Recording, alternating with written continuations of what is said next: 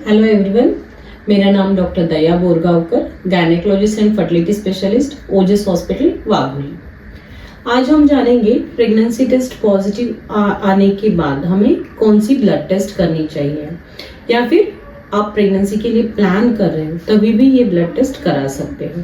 तो सबसे मेन है आपका ब्लड ग्रुप, तो आपको आपका ब्लड ग्रुप पता होना जरूरी है।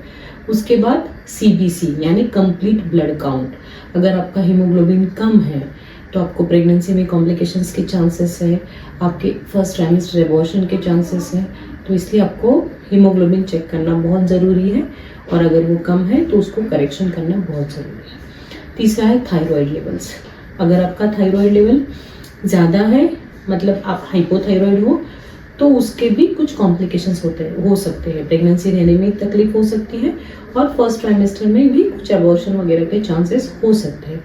तो इसीलिए आपको थायराइड चेक करना ज़रूरी है, और उसके हिसाब से वैल्यू के हिसाब से आपको मेडिसिन लेना ज़रूरी है। मेडिसिन लेने के बाद ये जो है प्रॉब्लम वो काफ़ी हद तक ठीक हो जाती है। उसके बाद है HB इलेक्ट्रोफोरेसिस, मतलब आपको कुछ थैलेसीमिया ट्रेट वगैरह है क्या, मतलब आपके बॉडी में थैलेसीमिया का जो क्रोमोसोम है वो उसे बोलते हैं थैलेसीमिया ट्रेट, मतलब आपको थैलेसीमिया है नहीं, और आपके जो क्रोमोसोम्स है उसमें से एक क्रोमोसोम थैलेसीमिया का है, तो उस केस में आपके हस्बैंड का भी टेस्ट करना पड़ता है।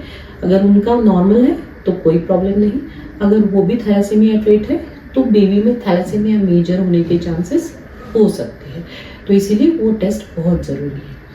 उसके बाद आपका शुगर लेवल्स, तो शुगर्स में आपको रैंडम शुगर्स भी चेक करनी है, और HbA1c करके जो टेस्ट रहता है वो टेस्ट करना भी बहुत ज़रूरी है।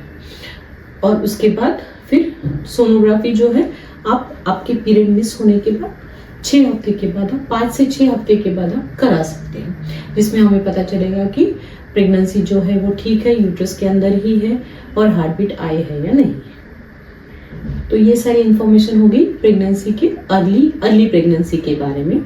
अगर आपको कुछ डाउट है, अगर आपको कुछ सवाल है, तो आप हॉस्पिटल में आके मिल सकते हैं, या फिर नीचे कमेंट कर सकते हैं। Thank you.